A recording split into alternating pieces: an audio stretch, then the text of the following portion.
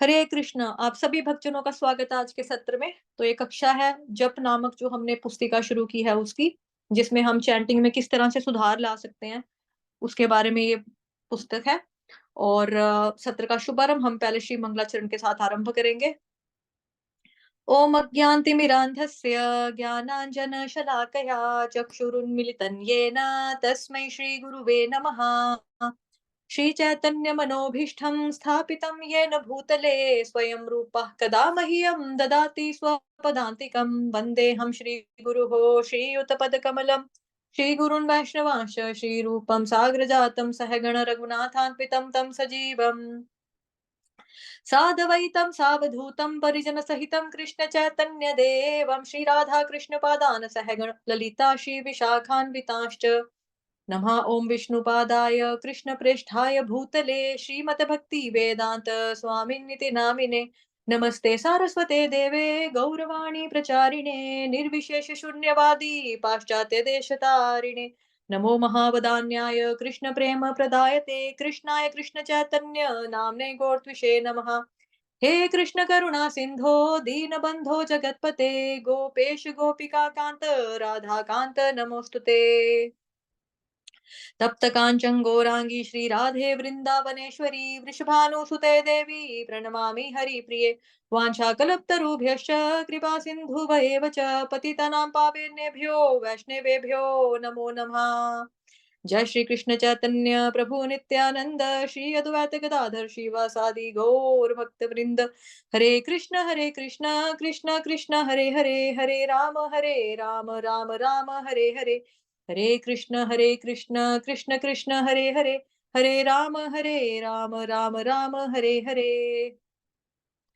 हरे कृष्ण। आप सभी भक्तजनों का स्वागत है आज की कक्षा में। तो आज हमारा फर्स्ट चैप्टर जो है शुरू हो जाएगा। तो प्रथम श्लोक जो है आज हम उस पर चर्चा करने वाले हैं कि किस तरह से वो सहायक है, वो हमें क्या सिखाता है। चैतन्य महाप्रभु का शिक्षाष्टकम में से प्रथम श्लोक लिया गया है। तो आरंभ करेंगे। श्री चैतन्य महाप्रभु द्वारा रचित शिक्षाष्टक यानी कि अर्थात 8 शिक्षाप्रद श्लोक हमें नाम जप के महत्व के आरंभिक स्तर से जप के सर्वोच्च स्तर प्रयोजन की ओर ले जाते हैं। यह प्रयोजन है ब्रजवासियों के भाव में श्री कृष्ण के प्रति प्रेम का अनुभव करना। हमारा अस्तित्व मात्र इस उद्देश्य की प्राप्ति के लिए ही है। यही वह उपहार है जो चैतन्य महाप्रभु हमें देने के लिए आए थे। तो यहाँ पे बताया जा रहा है कि जो पहला ही श्लोक है यानी कि चेतो दर्पण मार्जनम, वो बिगनर लेवल वाला है, आरंभिक स्तर वाला है। ठीक है। आरंभिक स्तर पे क्या होगा, हम उससे स्टार्ट करेंगे, करते हुए हम कहाँ जाएंगे, सर्वोच्च स्तर जो हमारा क्या है, प्रेम, जो हमने कल देखा था ना। आज आई थिंक दिखाने की जरूरत नहीं है, लेकिन फिर भी लगता है दिखाना है तो मैं दिखा देती हूँ आपको।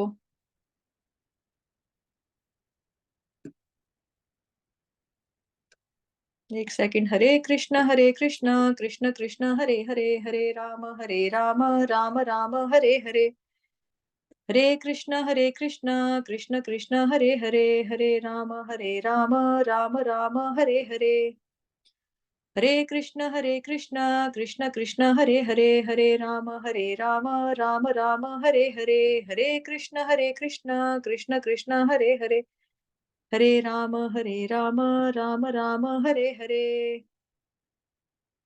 ये नहीं शो रहा आपको। जो कल दिखाई थी ना आपको फोटो, एक जिसमें था भक्ति के 9 स्तरों के बारे में, जिसमें बताया गया था श्रद्धा से शुरू होती है, तो वही आरंभिक स्तर वही है। ठीक है। तो ये आ गया। उसके आगे हमारा अस्तित्व मात्र इस उद्देश्य की प्राप्ति के लिए है। मतलब कि जो हमारा जो मनुष्य का जीवन हमें मिला है और जो भक्ति कर रहे हैं हम लोग, तो उसका उद्देश्य क्या है, एक ही हमारा उद्देश्य है, कृष्ण भगवान जी का प्रेम जो है उसको पाना, भगवत प्राप्ति, कृष्ण का प्रेम पाना। ये हमारा जीवन का उद्देश्य है। हमारा अस्तित्व मात्र इसी उद्देश्य की प्राप्ति के लिए। यही वह उपहार है जो चैतन्य महाप्रभु हमें देने के लिए आए थे। श्री चैतन्य महाप्रभु हरि नाम के प्रति हमारी श्रद्धा सुदृढ़ कर कर हमें प्रोत्साहित करना चाहते हैं। अब वे शिक्षाष्टकम के प्रथम श्लोक में नाम संकीर्तन से उदीयमान होने वाली 7 सिद्धियों का वर्णन करते हैं। तो इसको बहुत ध्यान से देखेंगे। मैं अपनी रीडिंग की स्पीड थोड़ी स्लो रखूंगी ताकि आप लोग सबको अच्छे से समझ में आए। आप चाहें तो साथ में पढ़ भी सकते हैं मन मन में, क्योंकि मतलब म्यूट रहते हुए पढ़ सकते हैं आप लोग। तो इस श्लोक में, पहले श्लोक में क्या बताया जा रहा है? 7 सिद्धियों का वर्णन किया गया, 7। ठीक है। महाप्रभु जो है वो हमें क्या करना चाहते थे कि जो हमारी श्रद्धा है वो पक्की हो जाए, परिपक्व हो जाए, सुदृढ़ हो जाए, जो हिले ना, उस वो हमें देना चाहते थे। और प्रथम श्लोक जो है वो उनका क्या सिखाता है? हमें 7 सिद्धियों के बारे में बताएगा। चेतो दर्पण मार्जनम भव महादावाग्नि निर्वापनम क्षयः कैरव चंद्रिका वितरणम विद्यावधू जीवनम आनन्दाम्बुधिवर्धनं प्रतिपदं पूर्णामृता स्वादनम् सर्वात्मस्नपनं परमविजयते श्रीकृष्ण संकीर्तनम्। अनुवाद। भगवान श्री कृष्ण के नाम कीर्तन की परम विजय हो, क्योंकि यह हृदय के दर्पण को स्वच्छ बना सकता है और संसार की प्रज्वलित अग्नि के कष्टों को रोक सकता है। यह कीर्तन उस वर्धमान चंद्रमा की भांति है जो समस्त जीवों के लिए सौभाग्य रूप श्वेत कमलों का वितरण करता है। यह सारी दिव्य शिक्षा का प्राण है। कृष्ण नाम का कीर्तन दिव्य जीवन के आनंदमय सागर को विस्तृत बनाता है। यह सभी को शीतल बनाता है और मनुष्य और मनुष्य को प्रतिपग पूर्ण अमृत का स्वाद लेने में समर्थ बनाता है। तो अनुवाद में हम क्या सीख रहे हैं कि चेतो दर्पण मार्जनम, यानी कि चेत मतलब किसको बोला गया? चित्त को बोला गया, दिल को बोलते हैं, हृदय को। हृदय को शुद्ध करने वाला ये संकीर्तन है, ये नाम कीर्तन है। हरे कृष्ण महामंत्र जो है ना, हरे कृष्ण कृष्ण कृष्ण हरे हरे, हरे राम राम राम हरे हरे, ये महामंत्र है। और ये हमारे जो दिल का शीशा है उसको एकदम से क्लीन कर सकता है, साफ कर सकता है, और संसार की प्रज्वलित अग्नि के कष्टों को रोक सकता है। तो है ना, जैसे हम मंगल आरती में भी गाते हैं, संसार दावानल। अब यहाँ पर भी क्या आ रहा है? भव महा दावा अग्नि। तो दावा अग्नि का मतलब हुआ ऐसा जंगल में भयानक आग जो लगती है, जो ऑटोमेटिकली लग जाती है और जिसमें जलकर सब कुछ भस्म हो जाता है, सब कुछ खत्म हो जाता है। तो आग जो होती है वो हीट भी देती है ना? और जलाकर राख भी कर देती है। तो उसी तरह से जो हमारा दिल है, जिसके अंदर जन्म जन्मांतरों के, केवल एक इसी जन्म का नहीं है, कई जन्मों, करोड़ों, लाखों, सैकड़ों जन्म पहले हम क्या थे, क्या क्या करते आए हैं, किस किस के साथ हमने क्या क्या किया है, ठीक है, क्या पाप किए हैं, कैसी हमारी प्रवृत्ति रही थी, ये सारी चीजें जो हैं, जब आप हरे कृष्ण महामंत्र का जप करते हो तो ये आपकी जिंदगी के जो कष्ट होते हैं उनको रोक सकता है और आपके हृदय को शुद्ध बनाता है, हरे कृष्ण महामंत्र। तभी बोला गया कि यह कीर्तन उस वर्धमान चंद्रमा की भांति है। चांद का काम क्या होता है? जैसे सूरज है, सूरज और चांद दोनों अपोजिट है ना। सूरज का क्या है? दिन में निकलेगा। चांद का क्या है? रात को निकलेगा। सूरज का क्या है? गर्माहट देता है। चांद का क्या है? ठंडक प्रदान करता है। तो यह कीर्तन उस वर्धमान चंद्रमा की भांति है जो समस्त जीवों के लिए सौभाग्य रूप श्वेत कमलों का वितरण करता है। यह सारी दिव्य शिक्षा का प्राण है। जो हम अभी पढ़ रहे हैं बेसिकली वो एक डिवाइन एजुकेशन है, भौतिक एजुकेशन नहीं है, दिव्य शिक्षा है, और दिव्य शिक्षा का प्राण है। कृष्ण नाम का कीर्तन दिव्य जीवन के आनंदमय सागर को विस्तृत बनाता है, सभी को शीतल बनाता है और मनुष्य को प्रतिपग पर पूर्ण अमृत का स्वाद लेने में समर्थ बनाता है। तो हरे कृष्ण महामंत्र का जब हम जप करते हैं तो उससे क्या होता है? उससे हम एक तो शुद्ध होते हैं, हमारा चित्त शुद्ध होता है, ठीक है। और हम एक सेकंड प्लीज, कोई हरे कृष्ण महामंत्र का जप करेंगे जब तक मैं कुछ ढूंढ रही हूँ। हाँ। हरे कृष्ण कृष्ण कृष्ण हरे हरे, हरे राम राम राम हरे हरे, हरे कृष्ण कृष्ण कृष्ण हरे राम राम राम हरे हरे। तो हरे कृष्ण महामंत्र, जैसा कि हमने कल भी चर्चा की थी ना, कि ये अमर है, यही अमर है। और जैसे मैंने आपको ये भी बताया था कि जिंदगी के साथ भी, जिंदगी के बाद भी, ये चीज भी बताई थी ना। तो यहाँ पे क्या लिखा है कि अमृत का स्वाद लेने में हमको समर्थ बनाता है, अमृत को चखने में हमें समर्थ बनाता है, जिसके लिए हम सदैव लालायित रहते हैं, है ना।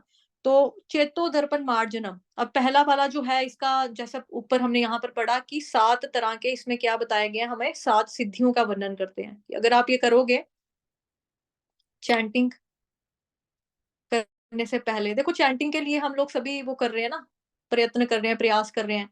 हमारे ग्रुप में कुछ लोग हैं जो 16 माला करते ही करते हैं, कुछ लोग होंगे जो भी नए नए ग्रुप से जुड़े हैं, जिनको नहीं पता है अभी क्या हो रहा है, क्या चल रहा है, तो वो फोर्स से उनको बोला था कम से कम 4 माला से शुरू करो, वो 4 ही पे हैं अभी। तो कुछ लोग जो हैं, जो पुराने हैं, वो 80 राउंड्स भी करते हैं, 70 राउंड्स भी करते हैं।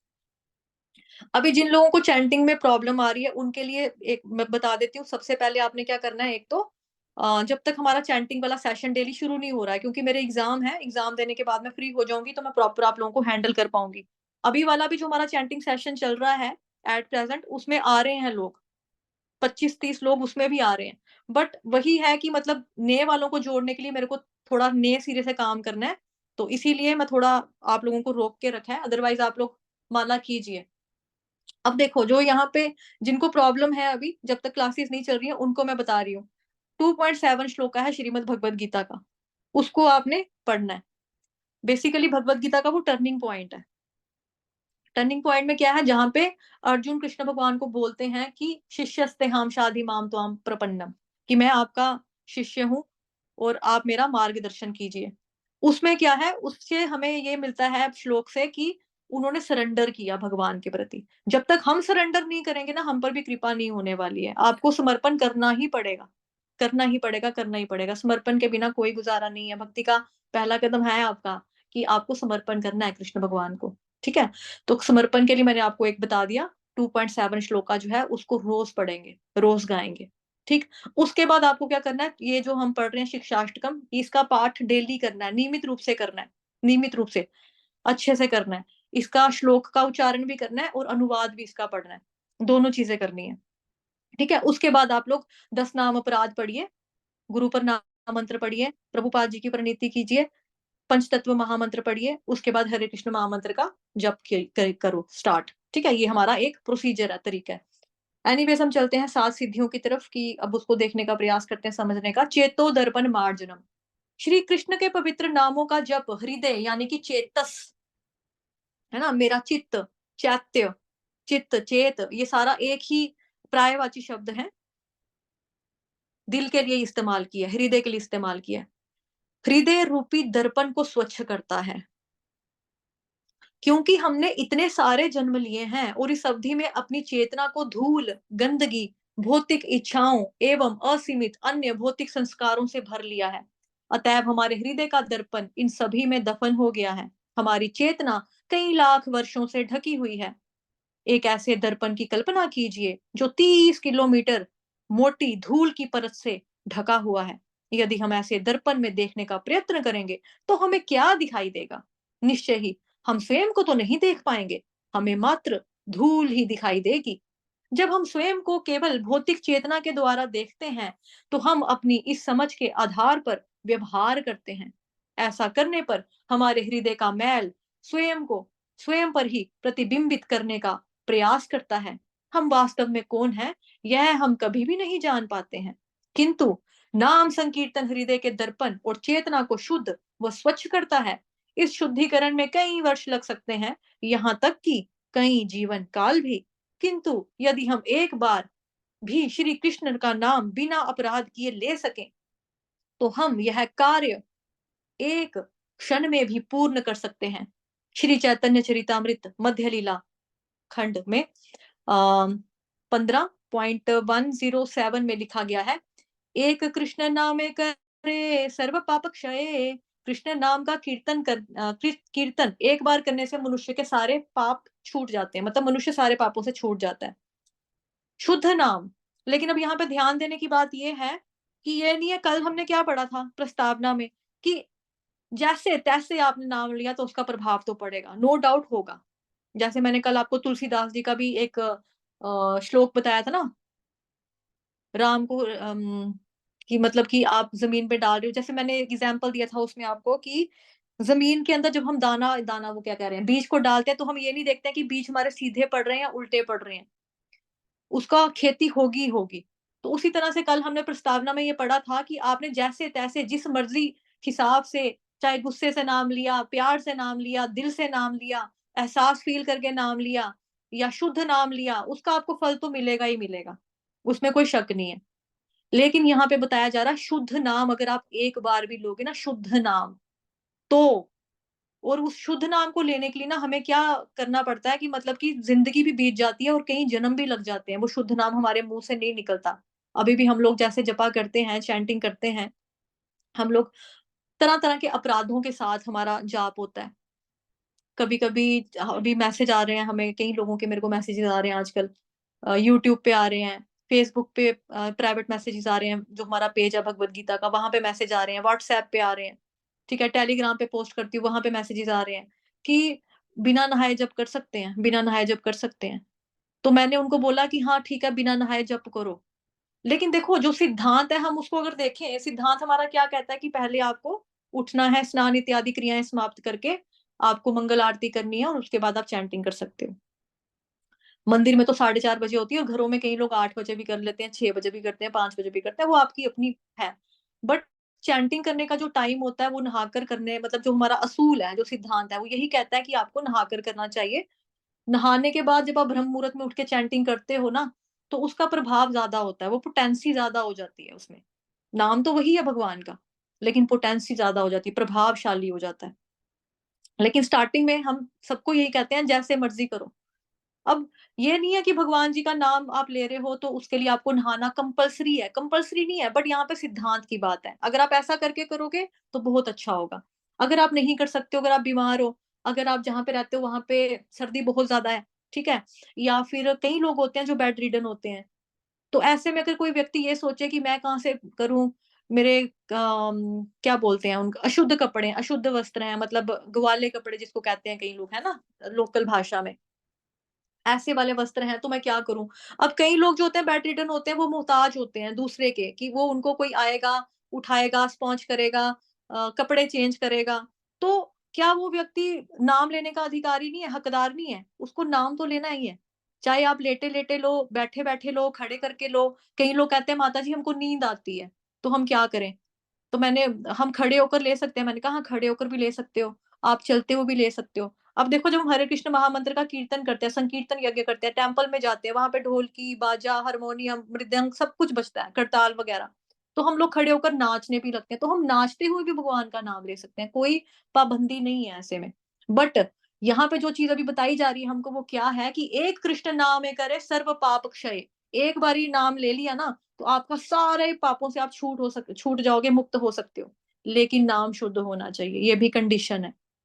जैसे होता है ना टर्म्स एंड कंडीशंस अप्लाई, तो यहाँ पर भी यही है, टर्म्स एंड कंडीशन अप्लाई, कि नाम जो है वो शुद्ध होना चाहिए। और शुद्ध नाम ये नहीं है कि आपने आज अभी मैं जैसे मान लो कि अभी मैं आपको, हम कक्षा में हैं, हम बैठे हैं यहाँ पे, मैं कृष्ण का नाम कितनी बार ले लिया, बट मेरे को नहीं पता कि वो शुद्ध नाम है, मतलब मैंने शुद्ध लिया या नहीं लिया, या मैंने खाली पढ़ाने के हिसाब से ले रही हूँ, या खाली मतलब हाँ ठीक है, कृष्ण के बारे में कक्षा है उस हिसाब से ले रही हूँ। मतलब कृष्ण का शुद्ध नाम जो है ना, शुद्ध नाम वो बहुत ज़रूरी है, और शुद्ध नाम को लेने के लिए हमको 1 साल प्रैक्टिस करनी पड़ सकती है, 2 साल प्रैक्टिस करनी पड़ सकती है, 10 साल करनी पड़ सकती है, प 15 करनी पड़ सकती है, 50 साल करनी पड़ सकती है, 100 साल करनी पड़ सकती है। हमारी मृत्यु हो सकती है, मृत्यु के समय हमारे मुँह से शुद्ध नाम निकल सकता है, या फिर हो सकता है मृत्यु के वक़्त हमारी चेतना टोटली खराब हो गई हो, मतलब कि अ, सोए-सोए ही सो जाए तो कैसे हो सकता है? जैसे किसी को ब्रेन हैमरेज हो गया, मतलब एक्सीडेंट हो गया, मतलब मौका ही नहीं मिला भगवान का नाम लेने का, तो ऐसे में क्या कर सकते हैं? तो शुद्ध नाम जो है उसके लिए आपको जन्म भी ले सकते हो, अगला जन्म भी हो सकता है, और कई जन्मों तक आपको लेने भी पड़ सकते हैं कि आपका शुद्ध नाम नहीं निकला अभी तक। तो हमें यही करना है, इसके लिए टिप्स क्या है? यही है कि हमें क्या करना है, बिना अपराध करे नाम लेने की कोशिश करनी चाहिए। क्योंकि हम छोटी-मोटी गलतियाँ हम चैंटिंग के टाइम पे करते हैं। आज हम लोगों को क्यों ज़रूरत पड़ रही है, मतलब सभी लोग क्यों मैसेजेस कर रहे हैं इतने सारे कि चैंटिंग नहीं होती अच्छे से, नहीं होती अच्छे से। कई-कई लोग हैं जो दीक्षित भी हैं, उनको भी प्रॉब्लम फेस करनी पड़ती है कि चैंटिंग अच्छे से नहीं होती है। रीज़न उसका यही होता है, एक तो डिस्ट्रैक्शन, एक तो आपका समय का जो चुनाव होता है वो सही नहीं होता, ठीक है? आप मॉर्निंग के बदले दूसरे टाइमों में उठ रहे हो, टाइम में कर रहे हो, बिना नहाए धोए जपा कर रहे हो, ठीक है?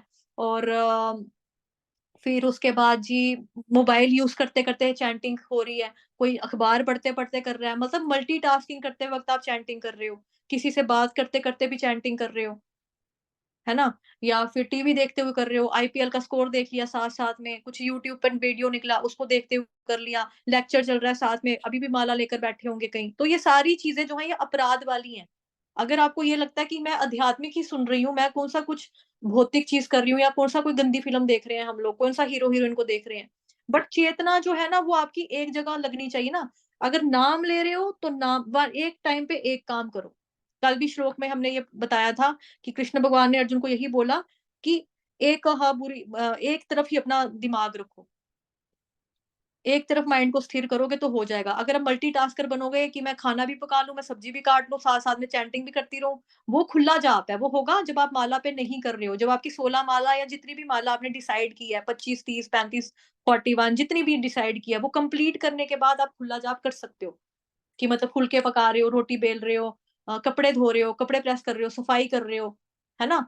तो वो चीज़ आप कर सकते हो। लेकिन जो हमें बताया गया है वो चैंटिंग हमें माला के ऊपर करनी बताई गई है, नियमित एक संख्या के रूप में बताई गई है कि आपको एक निश्चित संख्या में माला करनी है, कि फिक्स करके कि मैंने 16 करनी ही करनी है, एक प्रण मन में रखना ही रखना है। तो शुद्ध नाम ऐसे नहीं निकलता है मुँह से, शुद्ध नाम के लिए कई ज़िंदगियाँ आपकी लग जाएँगी, कई जन्म लग जाएँगे, लेकिन नहीं निकलेगा। तो उसकी जो टिप्स है वो यही है, बिना अपराध के अगर आप नाम ले सको, तो एक क्षण में इस कार्य को चुटकी में पूरा कर सकते हो, ये देखो। किंतु यदि हम एक बार भी कृष्ण का नाम बिना अपराध के ले सकें, तो यह कार्य हम एक क्षण में भी पूरा कर सकते हैं। टफ नहीं है, बट प्रैक्टिस करनी पड़ेगी। अभ्यास योगेन तु कौन्तेय। तो जो श्लोका का रेफरेंस कल मैंने 2 का दिया था, आज मैं दोबारा वापस वही हिंट के तौर पे दे दिया, अगर मैं वापस उसी को पढ़ाऊँगी, उसी पे चर्चा करूँगी, तो देखो सबका समय जो है वो वेस्ट होगा। ठीक? तो यही चीज़ है कि यहाँ तक कि कई ज़िंदगियाँ भी लग सकती हैं, कई जीवन काल भी लग सकते हैं, लेकिन एक बार कृष्ण का नाम बिना अपराध के ले लिया, तो इस बात को, इस काम को हम एक क्षण में भी पूरा कर सकते हैं। हम जा सकते हैं भगवान जी के पास, ठीक है? एक कृष्ण नामे करे सर्व पाप क्षय। कृष्ण नाम का कीर्तन एक बार करने से मनुष्य सारे पापों से छूट जाता है। शुद्ध नाम हमारे संपूर्ण भौतिक अस्तित्व को मिटा सकता है और हमें कृष्ण की आत्मीय सेवकों के रूप में स्थापित कर सकता है। तो ये था पहला इनका जो सिद्धियाँ, पहली वाली सिद्धि जो बता हमने पढ़ी है। आई गेस वही है ये, ठीक है? तो और चेतोदर्पण मार्जनम का ये भी आता है कई बारी जो नए-नए जपा करना शुरू करते हैं।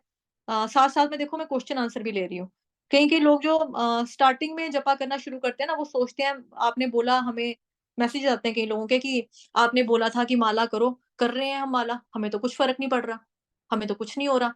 मेरा तो पहले भी गुस्सा आता था, मेरे को तो अभी भी गुस्सा आता है। मेरा तो पहले भी लोगों को मारने का मन करता था, मेरा तो अभी भी लोगों को मारने का मन करता है। मैं तो पहले भी गालियाँ देता था, मैं तो अभी भी गालियाँ देता हूँ। मेरे में क्या बदलाव आ रहा है? मैं तो कुछ बदलाव फ़ील नहीं कर पा रहा हूँ अपने अंदर। मेरे को तो कुछ फ़र्क नहीं पड़ रहा। तो यही चीज़ है कि जैसे इसका एग्ज़ाम्पल पहले भी बताया था मैंने और हमारे जो वैष्णवाचार्यगण हैं, सेम एग्ज़ाम्पल वो भी देते हैं। वहीं से श्रवण करके मैं आपको बता रही हूँ कि आपने एक रूम था जो बंद करके रखा हुआ था, ठीक है? उसमें आप कहीं चले गए 10-15 साल से वो कमरा बंद रहा, बंद रहा, बंद रहा। अब उस कमरे पे धूल, मिट्टी, जाले लगने शुरू हो गए। आप 15-20 साल के बाद आते हो, ताले के ऊपर जंग लगा हुआ है। पहले तो ताले को आपने हथौड़ा मार के तोड़ा, फिर आप कमरे के अंदर प्रवेश किया आपने। रूम के अंदर जब एंट्री की आपको कुछ नज़र ही नहीं आया। कमरा खोलते ही क्या हुआ, आपने सोचा हाय हाय! ये तो बहुत गंद है यहाँ पे तो। पहले तो साफ करना पड़ेगा, अगर इस घर में रहना तो साफ करना पड़ेगा। तो साफ करने के लिए क्या किया आपने, झाड़ू लेकर आए। 2 तरह की झाड़ू होती है, एक होती है फूल वाली झाड़ू, एक होती है तिल्ले वाली झाड़ू, ठीक है? जिसमें तीले लगे होते हैं, बाँस की झाड़ू भी बोलते हैं उसको। तो उससे क्या किया आपने, पहले झाड़ू मारी फूल वाली, उससे कुछ नहीं हुआ, उससे नहीं क्लीन हुआ ख़ास। आपको तब भी लगा, अब जब झाड़ू मारी ना तो क्या हुआ कि आपको बहुत ज़ोर-ज़ोर से खाँसी आई, आपने छींकना शुरू कर दिया, आपको घुटन सी फ़ील हुई। तो जब हम स्टार्टिंग में चैंटिंग करते हैं, जप करते हैं ना, तो आपकी जो पुरानी चीज़ें होती हैं, ये वही चीज़ है कि मतलब आपको लगता है कि कुछ भी नहीं हो रहा, अब तो और ज़्यादा प्रॉब्लम हो गई है। अब कई लोगों को ये वहम हो जाता है, जिस दिन से हरे कृष्ण महामंत्र कर रहे हैं ना, उस दिन से ज़िंदगी में प्रॉब्लम्स क्रिएट हो रही हैं। कुछ कुछ ऐसे ऐसे लोग भी मतलब सवाल पूछते हैं कि पहले तो हम शिव जी की माला करते थे, जब से आए यहाँ पे तो हमने करना शुरू कर दिया हरे कृष्ण महामंत्र, तो देखो शायद शिव जी नाराज हो गए हैं, अब तो ज्यादा प्रॉब्लम शुरू हो गई है, अब तो घर में कोई बीमार पड़ने लग गया है, मेरे घर वाले तो लड़ाइयां करने लग गए हैं आपस में, मेरे को तो बोलते हैं कि माला मत करो। तो ये ऐसी सारी ये चीजें हैं, ये सिर्फ वहम है और कुछ भी नहीं है, ऐसा नहीं होता है। ऐसा नहीं होता है, आपको छोड़ना नहीं है। प्रण तभी कहते हैं कि प्रण लेकर करो, कि अगर आप प्रण लेकर करोगे तो आपको पता है कि संकल्प लिया है तो उसको पूरा करना है। एक तरह की कसम खाई है तो वो करना ही करना है, कसम नहीं तोड़नी है। ठीक? तो उस वक़्त धूल भी उठेगी, मिट्टी भी उठेगी, आपको छींकें भी आएँगी, ज़ुकाम भी लगेगा, खाँसी भी आएगी, फिर आप सोचोगे 2-3 बारी कर लिया, अब तीले वाली झाड़ू से करेंगे साफ।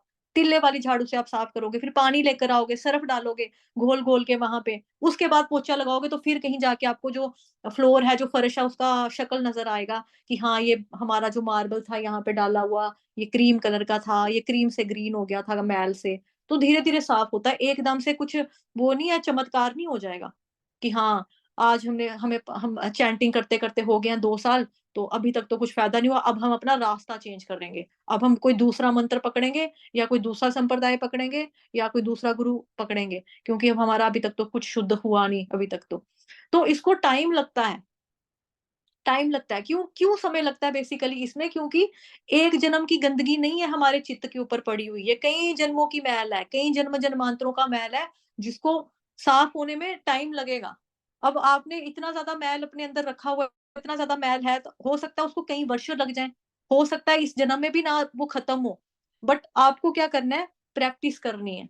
प्रयास करोगे तो भगवान खुश होंगे, भगवान जी की कृपा की पात्र बनेंगे हम, कि भगवान कहेंगे मेरा बेचारा बच्चा प्रयास तो कर ही रहा है ना, कोशिश तो कर रहा है अच्छा बनने की, तो भगवान हमारी पूरी-पूरी मदद करते हैं। ठीक? तो इसमें अगला वाला पढ़ेंगे, भव महादावाग्नि निर्वापनम। जब पर्याप्त मात्रा में धूल हट जाती है, तो भौतिक जीवन में लगी हुई भयंकर अग्नि यानी कि महादावा अग्नि का शमन, निर्वापणन निर्वापणम हो जाता है। तो यहाँ पे तोड़-तोड़ के बताया है इसमें कि दूसरे में क्या है? भव महादावग्नि निर्वापनम। जब पर्याप्त मात्रा में धूल हट जाती है, जितनी भी आपने जो धूल आपके हृदय में जो चित्त के ऊपर लगी हुई थी, पड़ी हुई थी, गंदगी, मैल, दूषण, प्रदूषण जो लगा हुआ था हृदय में, पर्याप्त मात्रा में धूल हट जाती है, तो क्या होता है? भौतिक जीवन में लगी हुई भयंकर अग्नि, दावाग्नि जो है उसका शमन हो जाता है, वो शांत हो जाती है। तो जो हम जैसे एग्ज़ाम्पल दिया कि पहले भी गुस्सा आता था, अभी भी गुस्सा आता है, पहले भी गाली निकालता था, अभी भी गाली निकालता हूँ। पहले भी मैं लड़ता था, अभी भी लड़ता हूँ लोगों से। तो क्या मेरे में वो हो रहा है? क्या मेरे में चेंजेज़ आ रही हैं? तो जब पर्याप्त मात्रा में धूल हट जाएगी हृदय से, तो होगा क्या? आपकी ज़िंदगी में जो भयंकर अग्नि, महादावाग्नि लगी है, वो शांत होनी शुरू हो जाएगी या हो जाएगी पूर्ण रूप से। ठीक, वो भी डिपेंड करता है कि कितनी गंदगी थी और किस हिसाब से क्लीन हुई है, मंत्र का जाप कैसा था, उसके ऊपर। पर धीरे-धीरे प्रभाव पड़ता है, ऐसा नहीं है कि नहीं पड़ेगा। शय्यः कैरव चंद्रिका वितरणम। हरि नाम के द्वारा हमारे आध्यात्मिक स्वरूप की जागृति होती है। हमारे वास्तविक सौभाग्य यानी कि श्रेयः कैरव का श्वेत कमल अपनी पंखुड़ियों को फैलाता है। वितरणम एक कृष्ण नाम रूपी चंद्रमा की किरणें यानी कि चंद्रिका में प्रफुल्लित होकर विकसित होने लगता है। तो ये एक्सपैंड भी होता है। श्रेयः कैरव चंद्रिका वितरणम, हरि नाम के द्वारा क्या होगा? हमारे आध्यात्मिक स्वरूप की जागृति होगी। आध्यात्मिक स्वरूप हमारा, कि हम पहले क्या है, मतलब हमें पता लगा कि हम तो जीवात्मा है। जीवात्मा का कार्य क्या है? जीवेर स्वरूप है कृष्णेर नित्य दास, कि हमारी वास्तविक पहचान क्या है? हम तो कृष्ण के दास हैं या दासियां हैं। ये हमारी रियल पहचान है। उससे हम वाकिफ होंगे कि हम यहाँ पे क्यों आए हैं? हम तो भगवान की सेवा करने के लिए आए हैं, और अगर भगवान की सेवा अभी भी नहीं करी, तो फिर क्या होगा? फिर वापस से हम योनियों में जन्म, जरा, मृत्यु, व्याधि 84 लाख योनियों के चक्कर काटेंगे। जैसे हम वहां जाते हैं ना मेले में, मेला देखने जाते हैं, झूले होते हैं जो गोल गोल वाला झूला होता है, सर्कल वाला। तो उसमें क्या होता है? झूले पे बैठेंगे तो वो घूमता रहता है, घूमता रहता है। तो वैसे ही 84 लाख योनियों का साइकिल या चक्कर जो है वो घूमता रहता है, घूमता रहता है। तो अगर हम पता भी लग गया हमको कि हम आत्मा हैं, आत्मा का कार्य क्या है? हरि नाम लेना, वो भी नहीं करेंगे तो फिर क्या होगा? फिर वापस यहीं पे आना है। हमारे वास्तविक सौभाग्य का श्वेत कमल अपनी पंखुड़ियों को फैलाता है, वितरणम विस्तार होता है, एवं कृष्ण नाम रूपी चंद्रमा की किरणों में प्रफुल्लित होकर विकसित होने लगता है। तो यहाँ पर भी क्या होगा? हरि नाम जैसे जैसे हम लेते जाएंगे, हमें अपने बारे में पता लगेगा कि हम क्या हैं, हम आत्मा हैं, ठीक? हम अपने जो संबंध है पुनः स्थापित कर पाएँगे, और जो हमारे हृदय में जो अग्नियाँ हैं, जो हमारे दूषण हैं, जो हमारी ज़िंदगी की महादावाग्नि है, उसका शमन हो जाएगा। चंद्रमा की जो किरणें पड़ेंगी, उससे वो हमें दिखाई भी देगा, हमें ठंडक भी मिलेगी पूरा, मतलब हम आगे भक्ति में चले जाएँगे। अभी तक महाप्रभु ने महासंकीर्तन के प्रभावों को समझने के लिए 2 अलंकारों का प्रयोग किया है। हमारी पहचान समझने के लिए एक दर्पण का उदाहरण दिया है। अलंकार का मतलब वैसे तो देखो क्या होता है कि आभूषणों को बोला जाता है अलंकार, सबने पढ़ा होगा हिंदी में। तो अलंकार का मतलब होता है कि आभूषण, जिस तरह से जो स्त्री होती है, वो अपनी शोभा को बढ़ाने के लिए आभूषणों का इस्तेमाल करती है। उसी तरह से यहाँ पर जो श्लोकाज़ हैं, उसमें भी 2 तरह के अलंकारों का प्रयोग किया है, उसकी सुंदरता के लिए, ठीक है? और ये जो अलंकार हैं बेसिकली, इन अलंकारों को हमें पहनना है। ये गहने हैं ना, जैसा कि हमने पहले भी पढ़ा कि महाप्रभु ने ये गिफ्ट दिया है, उपहार रूपी दिया है, और ये डायमंड है। इसमें से उनने हमने परसों पढ़ा था प्रस्तावना में कि 9 हमें हीरे दिए हैं, तो हीरों को इस्तेमाल क्या करना है? हीरे किस लिए होंगे? पहनने के लिए होंगे, तो हम कैसे पहनेंगे इसको? अपने जीवन में उतार के पहनेंगे, आचरण में लाकर ढालेंगे जब, तो वो हो गया पहनना। तो हमारी इस पहचान समझाने के लिए एक दर्पण का उदाहरण दिया है कि शीशे में जब हम अपने आप को देखते हैं, इंसान कहते हैं ना हर एक से झूठ बोल सकता है, सबको धोखा दे सकता है। एक तो भगवान को नहीं बना सकता बेवकूफ़, और दूसरा वो अपने आप को नहीं बना सकता बेवकूफ़, क्योंकि उसको अंदर से पता है यार मैं क्या हूँ और क्या नहीं हूँ। मैं कितना दुनिया के सामने फेंकता हूँ या फेंकती हूँ, लेकिन असल में मैं क्या हूँ? असला असली चेहरा जो होता है, असल चेहरा सबको पता होता है अपना, ठीक है? हमारी पहचान समझाने के लिए एक दर्पण का उदाहरण दिया है कि शीशे में अपने आप को देख के हम पहचान सकते हैं कि यार मैं रियल में क्या हूँ? उन्होंने बताया कि स्वयं को वास्तव में देखने के लिए हमें इस दर्पण को साफ करना पड़ेगा। अब दर्पण को साफ करना पड़ेगा, वही दर्पण क्या है? दिल। दिल है हमारा। अपने दिल में झाँकना पड़ेगा हमें। कैसे झाँकेंगे? हरे कृष्ण महामंत्र से पहले हम अपने दिल की जो गंदगी है उसको साफ करेंगे। जो हृदय का जो हमारा नाम है दर्पण, दर्पण रूपी जो शीशा है हमारा दिल वाला, उसको हम क्लीन करेंगे, तो फिर हम अपनी शक्ल इसमें अच्छे से देख सकेंगे। फिर हम अपने आप को देख पाएँगे कि मैं रियल में क्या हूँ? मैं आत्मा हूँ। अदरवाइज़ अभी हम क्या देख पाते हैं अपने आप को? हमें वो पूछेगा कौन हो? मैं कहूँगी मैं सोनू, आप कौन हो? मैं विनोद हूँ, आप कौन हो? मैं आरुष हूँ, ठीक है? ऐसे बहुत सारे यहाँ पे व्यक्ति बैठे हैं, उषा माता जी कहेंगी मैं उषा हूँ, सुरुचि माता कहेगी मैं सुरुचि हूँ, शीतल माता जी कहेंगी मैं शीतल हूँ, विक्रांत पांडे बोलेंगे मैं विक्रांत हूँ, विजय गुप्ता जी बोलेंगे मैं विजय हूँ। तो ये सारी की सारी क्या है? ये हमारी शारीरिक पहचान है। लेकिन रियल आइडेंटिटी को देखने के लिए हमें क्या करना पड़ेगा? अपने दर्पण को साफ करना पड़ेगा। एक तो हो गया कि अपने आप को पहचानना कि मैं आत्मा हूँ, मेरा धर्म क्या है? जीवन स्वरूप होए कृष्णेर नित्य दास, मैं कृष्ण का दास या दासी हूँ। दूसरा हो गया कि मैं जो इंसान हूँ ना, या जो मैं व्यक्ति हूँ, वो मैं अच्छी नहीं हूँ। अगर मैं अच्छी होती तो मैं यहाँ पे नहीं होती। तो मुझे अपने आप को क्लीन करना है। क्लीन कैसे करना है? हरे कृष्ण महामंत्र के जाप से करना है। बिकॉज़ हरे कृष्ण महामंत्र इस वक़्त क्या है? हमारे लिए एक झाड़ू का काम कर रही है। हमें क्लीन करने के लिए, हमें साफ-सुथरा बनाने के लिए। तो उन्होंने बताया कि स्वयं को वास्तव में देखने के लिए हमें इस दर्पण को साफ करना होगा। दूसरे अलंकार का प्रयोग खिलते हुए कमल के उदाहरण के रूप में प्रयुक्त हुआ है। तो जैसे हमने यहाँ पे पढ़ा था ना कि कमल, श्वेत पंखुड़ियों वाला, ये पढ़ा। शय्यः कैरव का श्वेत कमल अपनी पंखुड़ियों को फैलाता है। व्हाइट कमल का उदाहरण यहाँ पे खास तौर पे क्यों दिया गया है सफेद कमल का, कि सफेद जो है उसमें किसी भी तरह की गंदगी नहीं है। और सफ़ेद के ऊपर अगर कोई गंदगी होगी, वो साफ दिखाई भी देगी हमको कि जैसे चाँद है, चाँद पूरा व्हाइट है, लेकिन चाँद में हम कहते हैं दाग है, क्यों? क्योंकि वहाँ पे थोड़ा-सा ब्लैक हमें अगर कुछ दिखता है तो हम कहेंगे ना नहीं, ये सफ़ेद में कुछ काला-काला आ गया। तो ऐसे ही हमारा यहाँ पे क्या बताया कि व्हाइट जो पंखुड़ियाँ हैं श्वेत कमल की, वो। लेकिन अगर उसपे थोड़ा-सा भी गंदगी दिखाई दी तो दैट मीन्स क्लीन नहीं हुआ है अभी, वो तो साफ होना है अभी। तो वही पहचान है आपको कि आप अपनी पहचान करो, एक तो हम आत्मा है उसके रूप में, और दूसरा जो भी हमारी ज़िंदगी में सॉरी जो भी हमारे दिल में कई पूर्व जन्मों का जो गंदगी लगी हुई है हमारे चित्त पे, उसको साफ करना है। तो वही यहाँ पे बताया गया। दूसरे अलंकार का प्रयोग खिलते हुए कमल के उदाहरण के रूप में प्रयुक्त हुआ है। यह श्री कृष्ण से हमारे शाश्वत संबंध का धीरे-धीरे प्रकट होना दर्शाता है। तो शाश्वत का मतलब हो गया परमानेंट। ये जो संबंध है हमारा, ये परमानेंट रिश्ता है हमारा कृष्ण भगवान के साथ। ये ये नहीं है कि जैसे इस जन्म में मेरे मम्मी-पापा, मेरी मम्मा का नाम है जी श्रीमती उषा रानी, ठीक है? मेरे पापा का नाम है श्री केवल कृष्ण आनंद। इस वक़्त मेरा जो रिश्ता है मेरा इन पेरेंट्स के साथ है। अगला जन्म में किसके साथ होगा मुझे नहीं पता। पिछले जन्म में किसके साथ था मेरे को नहीं पता। है ना? हमारे हर जन्म में मम्मा-पापा, भाई-बहन, हस्बैंड, वाइफ, बच्चे, फ्रेंड्स, पड़ोसी ये चेंज होते हैं। कोई कुछ बन के आ जाता है, कोई कुछ बन के आता है, कोई कुछ बन के आता है। लेकिन कृष्ण भगवान जी के साथ जो हमारा संबंध है, वो परमानेंट संबंध है, वो कभी भी चेंज नहीं होता। वो भगवान थे, भगवान हैं, भगवान रहेंगे। वो परमेश्वर हैं, परमेश्वर थे, परमेश्वर रहेंगे। हम जीवात्मा हैं, जीवात्मा थे, जीवात्मा ही हैं हम, है ना? लेकिन हम कृष्ण भगवान क्या हैं? वो परमपिता हैं, साथ ही परमपिता हैं और हम क्या हैं? हम उनके बच्चे हैं। जीवात्मा जो है कृष्ण भगवान जी का अंश है, उनका बच्चा है। लेकिन यही हमारा परमानेंट रिलेशनशिप है भगवान जी के साथ। हमारे हर जन्म में मम्मा-पापा चेंज हो रहे हैं, लेकिन कृष्ण भगवान जी जो हैं वो परमपिता पहले भी थे, परमपिता हैं, परमपिता रहेंगे। जब हम आध्यात्मिक लोक में प्रवेश कर भी जाएँगे, अगर हमारी भक्ति जो है वो अच्छी हो हुई, हमारे मुँह से शुद्ध नाम हम निकालते रहे, हमने अपने आप को अच्छे से क्लीन कर लिया। क्लीन करने के बाद हम कृष्ण भगवान जी के पास पहुँच गए, गोलोक वृंदावन धाम में भी पहुँच गए। तब भी जो हमारा कृष्ण भगवान जी के साथ संबंध होगा, वो वही होगा, वो हमारे परमपिता ही होंगे। वो कभी भी खत्म नहीं होता। तभी यहाँ पे शाश्वत संबंध लिखा है।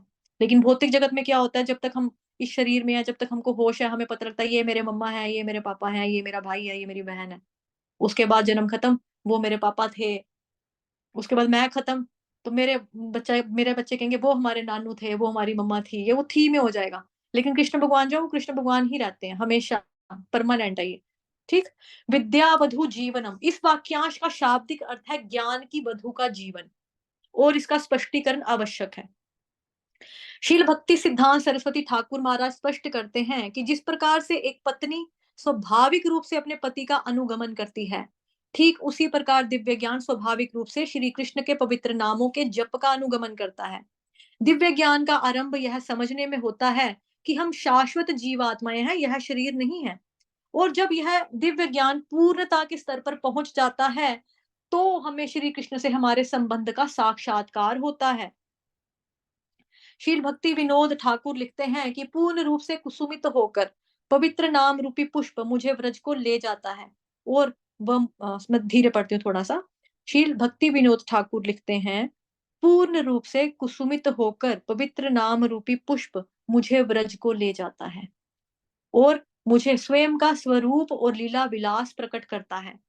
यह नाम मुझे मेरा स्वयं का आध्यात्मिक शरीर प्रदान करता है, मुझे श्री कृष्ण के सामीप्य में रखता है और मेरे इस नश्वर शरीर से संबंधित प्रत्येक भाव का विनाश कर देता है।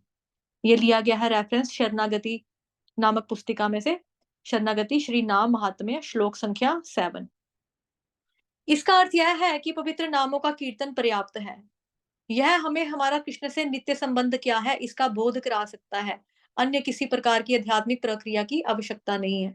तो यहाँ पर भी यही चीज बताई गई है जो ऑलरेडी मैंने एक्सप्लेन ऊपर ही कर दिया कि विद्यावतु जीवनम, ज्ञान की वधु का जीवन। ठीक है? और भक्ति सरस्वती ठाकुर जी ने कैसे समझाया, एग्जाम्पल एक उपमा देते हुए बता रहे हैं कि जिस तरह से एक पत्नी स्वाभाविक रूप से अपने पति का अनुगमन करती है, कि उसको पहचान रहते हैं कि ये मेरे हस्बैंड है, इनके प्रति मैंने समर्पण किया हुआ है ना? ये मेरे प्रभु जी हैं, इनके प्रति मैंने समर्पण किया हुआ है और जो कुछ भी है मेरा इनके साथ ही है, मेरा सब कुछ यही है। तो एक पतिव्रता स्त्री जो होती है वो इसी तरह से बोलती है ना, मतलब इसी तरह से समझती है, अपने पति को अनुगमन करती है। तो उसी तरह से जो दिव्य ज्ञान है, डिवाइन नॉलेज, पति पत्नी वाला जो एग्जाम्पल दिया वो भौतिक जगत का था। डिवाइन नॉलेज की अगर बात करें तो स्वाभाविक रूप से हम क्या हैं, हम शाश्वत जीवात्माएं हैं। यह शरीर नहीं है, मतलब हम आत्मा है, हम शरीर नहीं है। ये चीज समझना क्या है हमको, हम जीवात्माएं हैं, शरीर नहीं है। शाश्वत, अब देखो जीवात्मा के लिए भी शाश्वत वर्ड का इस्तेमाल किया है, क्योंकि आत्मा जो है वो तो हम पढ़ चुके हैं श्रीमद् भगवत गीता में, गीता का सार जो है सेकंड चैप्टर में, है ना? कि इसका कभी इसको जला नहीं सकते, भिगो नहीं सकते, खत्म नहीं होती, नष्ट नहीं होती। लेकिन शरीर जो है वो हमारा नष्ट हो सकता है। मृत्यु के पश्चात हमारा संस्कार करेंगे तो हम चले जाएंगे, मतलब शरीर त्याग कर हम चले गए और शरीर जो था वो जल के खत्म भी हो जाता है। लेकिन जो हमारा ये है आत्मा, ये कभी भी खत्म नहीं होती है। ये सनातन है और ये शाश्वत है, ये परमानेंट सत्य है, ये ट्रुथ है। मतलब कि हम कभी उस वे में देखा जाए तो हम कभी भी खत्म नहीं होते। शाश्वत आत्मा के रूप में अगर हम खुद को देखें तो हम कभी खत्म नहीं होंगे। और ये चीज़ जो है वास्तव में बेसिकली हमारे लिए एक वो भी है, शक्ति देने वाली चीज़ है।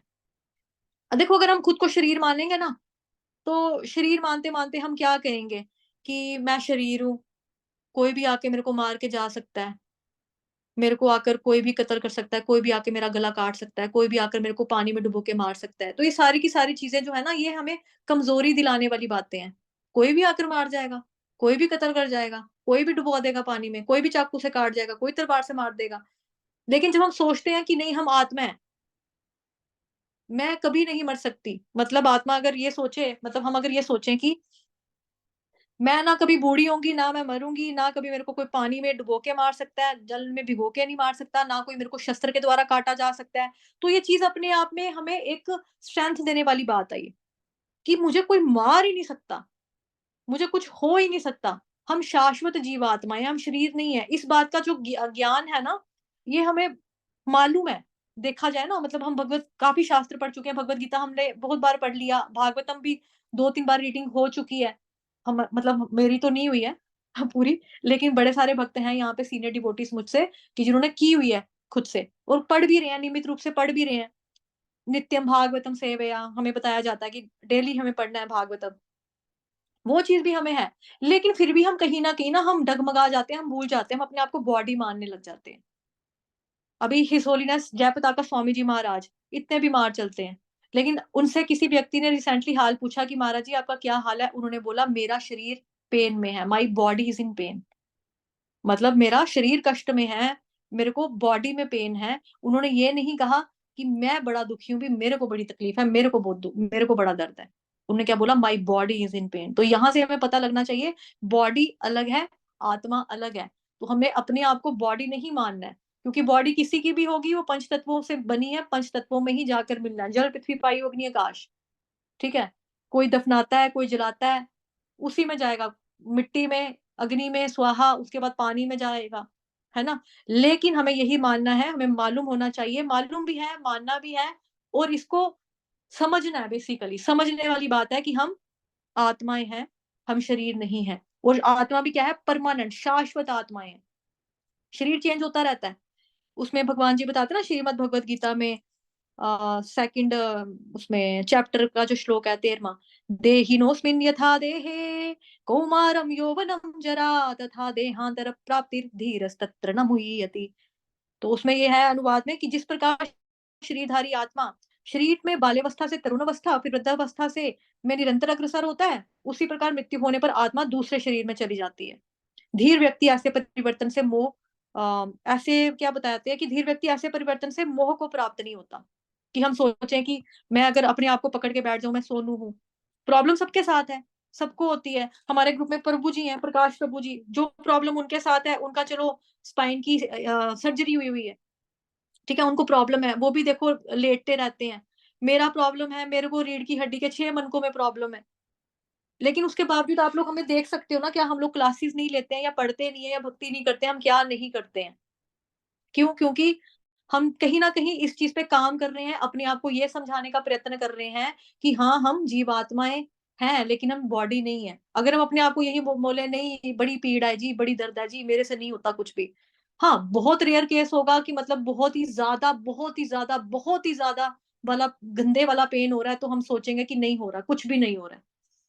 लेकिन लेटे-लेटे हम चैंटिंग तो कर सकते हैं ना, उसमें किसने रोका है हमें? लेटे-लेटे माला कर सकते हैं, हम लोग करते हैं। 1 आधे घंटा बैठना है, पढ़ना है या पढ़ाना है, उसमें क्या दिक्कत है? कर सकते हैं।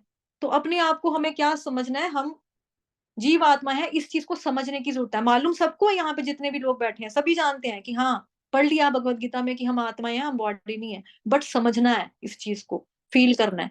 तो उसका यही तरीका है प्रैक्टिकली अप्लाई करने का कि जब आपको शारीरिक रूप में कोई कष्ट पहुँचाए, आहत आहत हो, कोई थप्पड़ भी मार दे, तो यही सोचना चाहिए कि हाँ भई, इसने हमें बॉडी को चोट पहुँचाई है, लेकिन मुझे नहीं पहुँचाई है। ठीक है? अगर हम अपने वही पहुँचेंगे तो फिर ईगो भी इसका मतलब बहुत ठीक-ठाक तरीके से हमारे अंदर बैठी हुई है। मतलब वो तो होती है, अहंकार तो सब में होता ही है। लेकिन एक अहंकार अच्छे वाला होता है, एक अहंकार नेगेटिव होता है, एक अहंकार हमारा पॉजिटिव होता है। जो नेगेटिव वाला अहंकार है, वो हमें भगवान जी के करीब कभी भी जाने नहीं देगा। जो पॉजिटिव वाला अहंकार होता है, वो ये बताता है कि मैं कृष्ण भगवान का सेवक हूँ, भगवान मेरे मालिक हैं। वो ये वाला जो पहचान है ना अहंकार की, ये सही पहचान है। और जो अहंकार होता है, इसने मेरे पे हाथ उठाया तो कैसे उठाया? मैं ज़िंदगी भर इसकी शक्ल नहीं देख सकता। इसने मेरे को ये चीज़ बोली, आज तक मेरे माँ-बाप की हिम्मत नहीं हुई मेरे को ये चीज़ बोलने की, ये कौन होता है मेरे को ये कहने वाला? जब इस तरह की बातें मतलब मैं, मेरा, मैं चलता है ना दिमाग में, तो दैट मीन्स कि वो आपका जो अहंकार है, वो नेगेटिव वाला अहंकार है।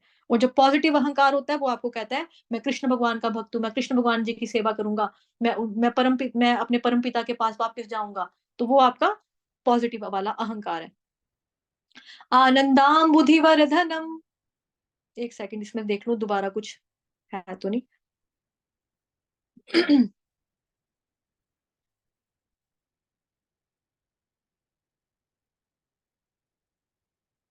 हुँ।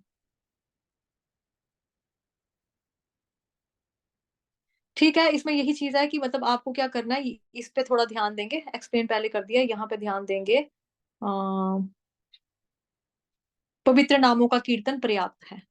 इसका अर्थ है कि पवित्र नामों का कीर्तन पर्याप्त है, काफ़ी है। क्या करना है हमें? सभी बीमारियों की एक ही दवाई है, हरे कृष्ण महामंत्र करना। पवित्र नामों का कीर्तन करना पर्याप्त है। हमारा कृष्ण भगवान जी से क्या नित्य संबंध है, परमानेंट संबंध क्या है, इसका बोध करा सकता है। अन्य किसी भी प्रकार की आध्यात्मिक प्रक्रिया की आवश्यकता नहीं है। आनंदाम बुद्धिवर्धनम। आनंदमय होना जीवात्मा की स्वाभाविक स्थिति है। कल भी हमने ये देखा था, कल या पता नहीं परसों आपको बताया था कि जो भी इंसान कुछ भी करता है ना, जो भी जीवात्मा जो कुछ भी करती है, वो अब करती है तो अपनी प्रसन्नता के लिए करती है, खुशी के लिए। हर एक व्यक्ति को खुशी चाहिए। खुशी के बारे में मैंने कल ये बताया था कि खुशी जो होती है वो अलग-अलग इंसान के हिसाब से उसकी डेफिनेशन अलग-अलग हो सकती है। पर्सन टू पर्सन खुशी की परिभाषा जो है वो अलग-अलग हो सकती है। किसी को खुशी खाली खाने-पीने में मिलती है, कि मुझे चाहिए राजमा-चावल, आइसक्रीम, चॉकलेट, ठीक है? किसी को खुशी चाहिए घूमने-फिरने में, किसी को खुशी चाहिए टूर टूर पे जा रहा हूँ, ट्रैवल पे जा रहा हूँ, घूमना-फिरना, सेल्फियाँ लेना, रीलें बनाना, किसी की खुशी इसमें मायने रखती है। किसी की खुशी रखती है मेरे को डॉग्स पसंद है, मेरे को पेट्स पसंद है, मेरे को उसके साथ खेलना पसंद है। किसी की खुशी उस साइड पे है। किसी की खुशी होती है कि पैसा कमाने में।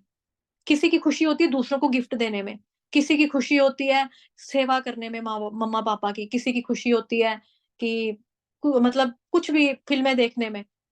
तो खुशी का जो परिभाषा है डिफरेंट होता है अलग-अलग इंसान का, अलग-अलग अ, सोचने का नज़रिया या अलग-अलग उसकी जो जो भी स्थिति होती है, स्वाभाविक नेचर क्या है उसका। आनंदमय होना जीवात्मा की स्वाभाविक स्थिति है। हर कोई खुशी चाहता है। अब जैसे हम लोग हैं यहाँ पे 18-20 लोग बैठे हैं, तो हम लोग भी खुशी के लिए बैठे हैं। अब हमारी खुशी कहाँ पे है? हमको लगता है भगवान जी के बारे में श्रवण करेंगे, भगवान जी के बारे में पढ़ेंगे, भगवान जी के बारे में बोलेंगे, तो बहुत मज़ा आएगा, बहुत आनंदमय है ये बात। हम आनंद में रहेंगे, हमें अच्छा लगता है। भगवान जी के बारे में श्रवण करना, भगवान जी के पवित्र नामों का जाप करना, तो हमारी खुशी इसमें है। आनंदाम बुद्धिवर्धनम। आनंदमय होना जो है जीवात्मा की स्वाभाविक स्थिति है। हमारा स्वभाव है ये, खुशी को ढूँढना और जो जिस चीज़ में खुशी मिलती है उस तरफ जाना। पवित्र नामों का कीर्तन करने से हृदय में सदैव उफनते हुए सिंधु रूपी हर्षोन्माद का प्रवाह होता है। तो इसका हम प्रैक्टिकल एग्ज़ाम्पल बहुत बार देखते हैं। इस्कॉन टेम्पल में जब भी कीर्तन होता है, यहाँ तक कि संकीर्तन या जब सड़कों के ऊपर भी होता है, जब झांकियाँ निकलती हैं, जब रथ यात्राएँ निकाली जाती हैं, तो भक्तजन जो होते हैं, ज़ोरों-शोरों से हरे कृष्ण महामंत्र के ऊपर उछल-उछल के कीर्तन करते हैं, नाचते हैं। अपना पूरा खुशी, हर्षोल्लास जो होता है, उन्माद जो उसके दिल में चल रहा होता है, उसको प्रकट करते हैं। तो केवल हरि का जो नाम है ना, वही हमको सच्ची खुशी दे सकता है। रियल हैप्पीनेस जो है, वो यही दे सकती हैं। बाकी जो खुशियाँ हैं ना, वो बेसिकली क्या होती हैं कि वो आती-जाती रहती हैं। मतलब आई और गई, आई और गई, आई और गई। उसमें परमानेंट हैप्पीनेस कहीं पर भी नहीं है। अगर आप सोचो जैसे मैंने पहले एग्ज़ाम्पल दिए कि हमें खुशी मिलती है राजमा-चावल खाने में, किसी को खुशी मिलती है सेवा करने में, किसी को खुशी मिलती है पेट्स के साथ खेलने में, किसी को घूमने-फिरने में खुशी मिलती है। तो खुशी की जो परिभाषा है पर्सन टू पर्सन डिफरेंट हो सकती है, हर एक व्यक्ति के लिए अलग-अलग हो सकता है। लेकिन ज़िंदगी में जो हम व्यक्ति जो चाहता है ना, वो चाहता है हैप्पीनेस ही है। हर व्यक्ति खुशी के लिए मतलब पाता है, मतलब कुछ भी करता है अगर, कुछ भी चीज़ करता है तो खुशी के लिए करता है। तो खुशी में क्या है कि अगर हम परमानेंट हैप्पीनेस देखे ना, तो वही चीज है अच्छी। आप लोगों को एक चीज दिखाती हूँ, जो मैंने किसी एक जगह पहले जो मतलब सेशंस लिए हैं, उसके रहस्य कोर्सेज के, गीता रहस्य कोर्सेज के, वहां से ये है कि ये जो श्लोक है बहुत इंपॉर्टेंट है। बेसिकली हितोपदेश और महाभारत में से लिया गया है। आहार निद्रा भय मैथुनम च सामान्य मेतत् पशुर्भिर्नानम धर्मो ही तेषाम अधिको विशेष धर्मेण हीना पशु भी समाना। कि चार चीजें जो है ना, ये इंसान भी करते हैं, आहार निद्रा भय मैथुन, चार चीजें पशु भी करते हैं, आहार निद्रा भय मैथुन। इसमें से ऐसी क्या खास चीज है जो इंसान को जानवरों से अलग करती है? वो है धर्म, यानी कि भगवान जी का नाम लेना। और अगर हमें ये नहीं लेंगे, ये नहीं पता होगा, तो फिर क्या है, फिर हम भी पढ़े लिखे जानवर के रूप में ही हम होंगे, मतलब सोफेस्टिकेटेड एनिमल्स के रूप में हम माने जाएंगे। और ये जो श्लोक है आप लोगों के सामने एक और है, श्रीमद् भगवत गीता का 8वें अध्याय का 15वां श्लोक है। मामुपेत्य पुनर्जन्म दुःखालयम शाश्वतम नाप्नुवन्ति महात्मानः संसिद्धिम पराम गताः। कि मुझे प्राप्त करके महापुरुष जो भक्ति योगी हैं, कभी भी दुखों से पूर्ण इस अनित्य जगत में नहीं लौटते, क्योंकि उन्हें परम सिद्धि प्राप्त हो चुकी होती है। अब यहाँ पे जो शब्द मैंने हाईलाइट ऑलरेडी किया हुआ है, रेड पेन से लिखा हुआ, दुःखालयम शाश्वतम, इसी के ऊपर थोड़ा ध्यान दो कि भगवान जी है ना, इस दुनिया के क्या, पूरे ब्रह्मांड के, हर एक ब्रह्मांड के जो है भगवान ही क्रिएटर है। अब अगर मैंने कोई चीज बनाई है, जैसे मैंने ये प्रेजेंटेशन बनाई है, तो मेरे को पता ना कि मैंने पीपीटी में क्या चीज बतानी है, कहाँ पे।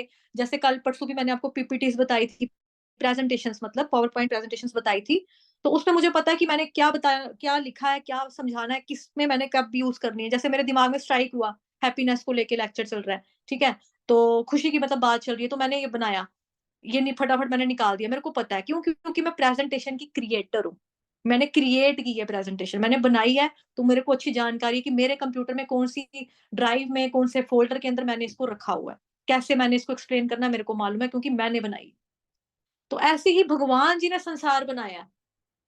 भगवान जी बता रहे हैं यहाँ पे कि दुखालयम शाश्वतम, कि ये जो संसार है ना, दुखों का घर है। आल्यम, जैसे होता है विद्यालय, विद्यालय में क्या होता है, विद्या प्लस आल्य, संधि विच्छेद करते हैं ना बचपन में स्कूल में। विद्या और आल्य, विद्या का घर, ऐसी जगह जहां पे हमको पढ़ना मिलेगा, सीखने को मिलेगा, विद्या पढ़ाई मिलेगी। पुस्तकालय, पुस्तकों का घर, जहां पे हमें बुक्स मिलेंगी। दुखालयम, दुखों का घर। तो फिर भी हम सोचे नहीं, हम तो खुशी हैं, हमें तो इस संसार में हम तो बहुत खुशी हैं, हम तो खुश हैं, हमको तो कोई कष्ट नहीं है। तो ये दुखालयम है बेसिकली। भगवान जी कह रहे हैं कि भाई मैं क्रिएटर हूँ, मुझे मालूम है इस दुनिया के बारे में बच्चे, यह दुखों का घर है। हम कहें नहीं भगवान जी, ये दुखों का घर नहीं है, ये सुखों का घर है। भगवान कहेंगे ना तुम चुप करो, ये दुनिया मैंने बनाई है, मुझे ज्यादा पता है, क्रिएटर मैं हूँ, ये दुनिया मैं बता रहा हूँ दुखों का घर है। हम कहेंगे नहीं भगवान, ये सुख का घर है। तो भगवान ने एक वर्ड और लिखा ना, शाश्वतम, दुखालयम शाश्वतम। शाश्वत का मतलब तो होता है कि परमानेंट है, दुखालयम अशाश्वतम। क्योंकि देखो आप में से कोई भी शायद नहीं है कि जिसने मेरे पास इस बैच में श्लोका की क्लास किसी ने नहीं पढ़ी है। अब यहाँ पे जो म है ना, वो कंप्लीट है, म पूरा है, तो यहाँ पे दुख आल्यम पूरा वर्ड है। लेकिन अगर ये म आधा होता ना, तो यहाँ लगा होता अशाश्वतम। अशाश्वतम का मतलब टेम्पररी। बट यहाँ पे अभी शाश्वतम देख रहे हो, बट क्योंकि वो बोलने में ऐसा है कि म को मैंने पूरा लिखा हुआ है, तो म के अंदर ही है। दुखालयम शाश्वतम बेसिकली। तो भगवान बता रहे हैं बच्चे को कि नहीं बच्चे, ये दुनिया मैंने बनाई है, मैं क्रिएटर हूँ, मैं कह रहा हूँ आपको कि ये टेम्पररी है। अगर आपको लगता भी है ना कि यहाँ पे आपको सुख मिल रहा है, तो सुख यहाँ पे टेम्पररी है, वो परमानेंट नहीं है। अब हम भगवान से बहस कर लें, नहीं भगवान जी, आपको क्या पता खुशी क्या होती है, आपने कभी चॉकलेट आइसक्रीम खाई है? मतलब जो भी जिस इंसान को पसंद है, जिसमें जिस इंसान को खुशी मिलती है, वो यही सोचेगा भगवान जी को इस खुशी का कहाँ पता है कि क्या स्वाद होता है। भगवान जी को कहाँ पता है कि पहले दिन जब थिएटर में पिक्चर लगती है, फर्स्ट डे फर्स्ट शो मारने का, स्कूल से बंक करने का जो मजा होता है, भगवान को क्या पता। वो मजे हमने लिए हैं, वो खुशी हमने फील की है। तो भगवान ये तो खुशी की जगह है, मैं खुश हूं यहाँ पे। तो भगवान कहते हैं बच्चे, यहाँ पे सुख नहीं है, यहाँ पे सुख है। देखो सुख होता है सुख मिलना, सुख, और सूख होता है, जैसे हम कहते हैं ना, वो सूख गया, वो पेड़ सूख गया, मतलब ड्राई हो गया, सूख गया। तो भगवान कहते हैं बच्चे, यहाँ पर तो सूखेगा ही सूखेगा, यहाँ सुख नहीं मिलेगा, यहाँ सूखेगा। तो सुख जो है वो कहाँ पे मिलेगा? भगवान श्री कृष्ण के चरणों में मिलेगा। क्यों? क्योंकि वो परमानेंट हैप्पीनेस है। आनंदमय होना जीवात्मा का स्वाभाविक स्थिति है। पवित्र नामों का कीर्तन करने में सदैव उफनते हुए सिंधु रूपी हर्षोन्माद का प्रवाह होता है। तो हमें हमेशा ही समर्पण करते हुए हरे कृष्ण कृष्ण कृष्ण हरे हरे, हरे राम राम राम हरे हरे। जैसे कल प्रकाश प्रभु जी ने भी बताया था कि उन्होंने एक लेक्चर में सुना था कि वहां पे ये बताया गया कि भगवान कृष्ण का जो नाम है और उनके नाम में, नाम और नामी में कोई अंतर नहीं होता। तो इस चीज को फील करते हुए अगर वो चैंटिंग करते हैं तो उनकी चैंटिंग अच्छी होती है, तो उनको हैप्पीनेस मिलती है इसमें, उसको वो फील कर पा रहे हैं। परमानंद जो है, इसका जो टेम्पररी आनंद नहीं है, वो परमानेंट वाला आनंद है, उसको वो फील करते हैं। पवित्र नामों का कीर्तन करना, यही है हमारा परमानेंट हैप्पीनेस। बाकी दुखालय में शाश्वतम, भगवान ऑलरेडी भगवत गीता में बता चुके हैं, संसार जो है दुखों का घर है, यहाँ खुशी नहीं है, खुशी है भी तो वो टेम्पररी है, अदरवाइज यहाँ सूखेगा ही सूखेगा बच्चे। तो क्रिएटर को ज्यादा पता है, बनाने वाले को ज्यादा पता है, हमें नहीं पता है। इस्तेमाल करने वाले को उतना नहीं पता होता। जैसे मोबाइल फोन ही रखते हैं हम लोग अपने हाथ में, उसके साथ भी एक बुक आती है ना, टेम्पलेट आता है, कोई पैम्पलेट आता है कि कैसे लिखनी है, मैन्युप्लेट, वो मेन्यू बुक आती है कि कैसे आप चलाओगे मोबाइल को। तो वो जो है वो पहले आती है बुक, मतलब मोबाइल के साथ ही आ जाती है। ये नहीं है कि हम मोबाइल खरीदने के, अंकल जी एप्पल का फोन दे दो, हमने फोन ले लिया, अंकल इसकी बुक दो कैसे चलाना है। वो तो बच्चे अभी नहीं आई है, वो तो आएगी 4-5 साल के बाद। बट जब हमारे धरती में आने से पहले भगवान कहते हैं गीता में कि सर्वप्रथम मैंने ये ज्ञान जो है दे दिया है, सूर्य देव को दिया था, 12 करोड़ साल पहले दे दिया था, 1200 करोड़ साल पहले। तो उसके बाद ये परंपरा के माध्यम से ज्ञान जो है धीरे धीरे आ रहा है। तो भगवान जी ने मैनुअल के रूप में जिंदगी कैसे जीनी है, हमें कैसा होना चाहिए, हमको कैसे करनी है चीजें, वो सारी भगवान जी ने भगवत गीता में दे दी हुई है। तो वो हमें पढ़ना चाहिए। उसके बाद आगे चलते हैं। प्रतिपदम पूर्णामृता स्वादनम। प्रतिपदम का मतलब हुआ, प्रति का मतलब हर एक, पदम का मतलब स्टेप, हर एक स्टेप पर, कदम कदम पर, प्रतिपदम धीरे धीरे हमारी रुचि पूर्णता के स्तर पर पहुंचती है और यह आस्वादन अमृतमय हो जाता है। जो हमें हरि नाम का, जो देखो जैसे मैंने क्या बताया कि हरि नाम की औषधि होती है, भजन में भी आता है ना, जीव जागो गोराचंद्र बोले में, उसमें भी आता है कि ये हरि नाम की औषधि लेकर आया हूँ, इस औषधि को खाओगे तो क्या होगा, जन्म जरा मृत्यु व्याधि के चक्कर से आप लोग मुक्त हो जाओगे। वहां पे भी हमने भजन में हम सुनते हैं या गाते भी हैं, है ना। तो अब हरि नाम की औषधि बताई गई है, तो औषधि जो होती है यूजली हमें गंदी लगती है। कौन चाहता है कि हम बीमार पड़े, कौन चाहता है कि हमको दवाइयां खानी पड़े, कोई भी नहीं चाहता। क्यों? क्योंकि दवाइयां हमको टॉफी तो नहीं लगेंगी, कैंडी की तरह तो नहीं लगेंगी, कॉटन बॉल्स की तरह तो नहीं लगेंगी जो हम खाते हैं, जिसको हम पंजाबी में बोलते हैं बुड्ढी का चाटा, है ना, या फिर बुड्ढी के बाल हिंदी में कहते हैं, या फिर कॉटन बॉल्स कहते हैं इंग्लिश में उस कैंडी को। तो हमें वैसा स्वाद तो नहीं आता ना दवाइयों में, दवाई हमें हमेशा कड़वी लगती है। तो हरे कृष्ण महामंत्र की दवाई जब हम खाना स्टार्टिंग में प्रारंभ करते हैं ना, तो हमारे धीरे धीरे जो हमारी गंदगियां बाहर आती है, तो हमको लगता है कि फायदा तो हो नहीं रहा, फर्क तो पड़ नहीं रहा, ऐसे ही खा रहे हैं जी, ऐसे ही हरि नाम ले रहे हैं, टाइम वेस्ट हो रहा है 2 घंटे, और तो कुछ नहीं हो रहा, हमें स्टार्टिंग में लगता है। बट धीरे धीरे धीरे धीरे धीरे धीरे जब हम शुद्ध होते जाएंगे, जब हमारा हृदय शुद्ध होता जाएगा, तो हमारी जो रुचि है, जो रुचि का स्तर हमने 2 दिन पढ़ा था ना, 2 दिन पीपीटी में आपको बताया था, श्रद्धा से कैसे वो प्रेम तक जाना, भक्ति के 9 स्तर। तो हमारी जो रुचि है वो पूर्णता के स्तर पर पहुंचती है, और ये जो टेस्ट होता है वो आस्वादन अमृतमय हो जाता है।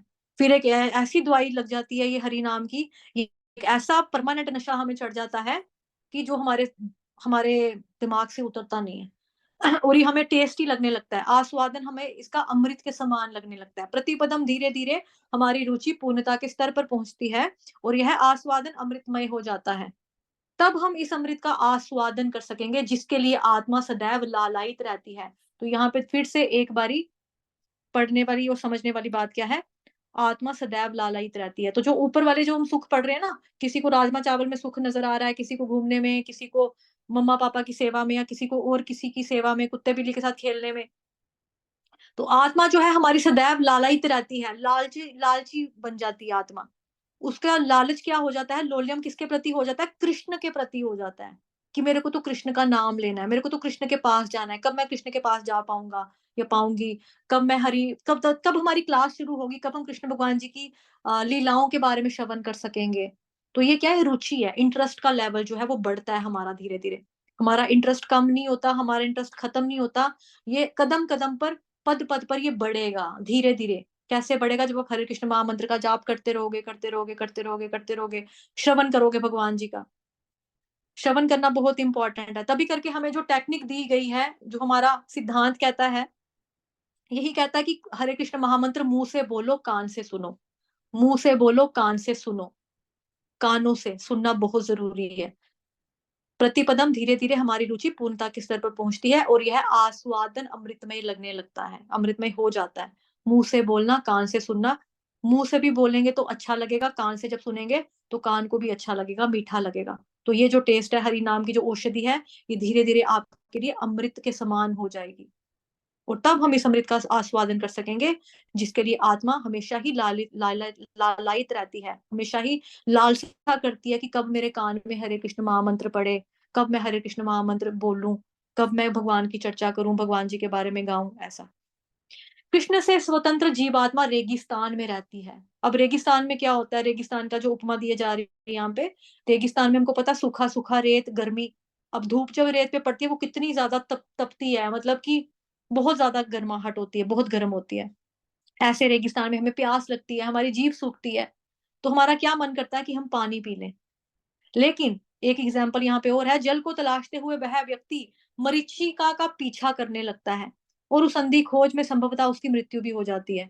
कि रेगिस्तान में अक्सर क्या होता है कि लोग जब दूर से देखते हैं तो उनको लगता है कि यहाँ पे पानी है पड़ा हुआ, तो पानी का समुद्र या कुछ पाउंड सा या कुछ छोटा सा, वो कुछ क्या बोलते हैं, अ, समुद्र, या समुद्र नहीं, समुद्र तो बहुत बड़ा है, वो उसको जिसमें पानी का एक छोटा सा होता है ना तालाब, कुछ तालाब जैसा उसको फील होगा कि कुछ पानी है यहाँ पे पड़ा हुआ। लेकिन जैसे ही वो पास जाता है ना, तो वो भी रेत ही होती है, वो पानी नहीं होता। तो उस अंधी खोज में संभवतः उसकी मृत्यु हो जाती है, यानी कि व्यक्ति हाँ माता जी, जी जी। तो उस व्यक्ति को क्या होता है कि पानी से मर ही जाता है, मतलब पानी की प्यास से मर जाता है, उसको पानी मिलता नहीं तो मर जाता है बेचारा।